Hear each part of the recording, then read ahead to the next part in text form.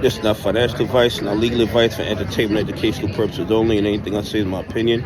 Please don't make any financial decision based on anything I say in these videos. That being said, hit the like button, subscribe button, all that YouTube algorithm stuff so you get the videos I put them out. See what I'm thinking, see I'm analyzing that data. Like I tell every day, the day they release us is false. I'm going to give us a false narrative to market so we can make bad trading decisions. Listen, I was having a little text conversation with CSI, Common Sense Investor, yesterday, and he states that the New York Stock Exchange is the first line of defense against the fraud and corruption, and that the SEC is the second line of defense. And I was telling him that he's probably correct, but most people don't look at the New York Stock Exchange as a line of defense, because I believe, and this was just my opinion, that we have been pre-programmed through mass media, through everything we've seen growing up as kids, that whenever there's fraud in the market, we go to the SEC. And that's how most people have been programmed to believe that the SEC is the first line of defense. So, being that I wasn't really familiar with the New York Stock Exchange with NASDAQ, I started to do a little research after having this conversation with CSI. Now, we all know that they think we don't do any research. We just close our eyes and throw darts at the boards, and that's how we pick stocks, and that's how we come to our conclusions.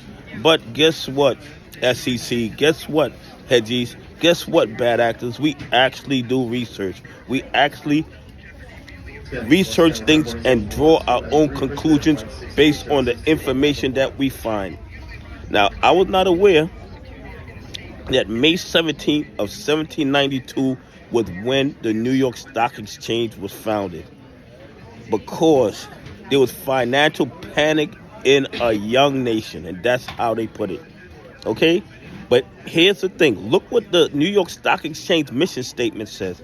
It says to leverage technology and interpret to solve our customers' problems with a relentless focus on efficiency and ingenuity. Nowhere in their mission statement do they say that they protect the market. Okay? Nowhere do they say that they protect retail investors. And then I said, well, let me see what's going on with NASDAQ. So I started to compare and contrast New York Stock Exchange and NASDAQ, because I thought they were kind of like the same thing, but they're actually not. The New York Stock Exchange uses designated market makers. So there's certain market makers that can work the New York Stock Exchange. They can auction on the New York Stock Exchange, but on the NASDAQ, every single dealer could just jump in. You don't have to be designated to change, to transfer, or trade on NASDAQ. On the New York Stock Exchange, you have to be a designated market maker to trade on the New York Stock Exchange. On NASDAQ, any market maker can trade. I was not aware of that. And here's the thing. While I agree with CSI that the New York Stock Exchange is the first line of defense, that they are supposed to be gatekeepers. They are supposed to be gatekeepers. The courts have held that you're supposed to be gatekeepers for your clients when you're moving securities. But here's the thing.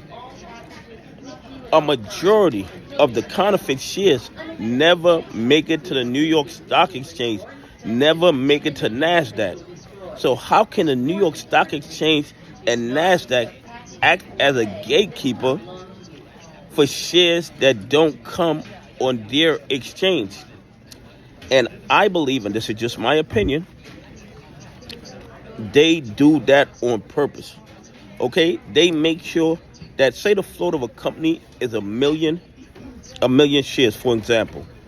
They make sure no more than 1 million shares are traded on NASDAQ or are traded on the New York Stock Exchange, because once it surpassed the float, then the New York Stock Exchange and NASDAQ would be responsible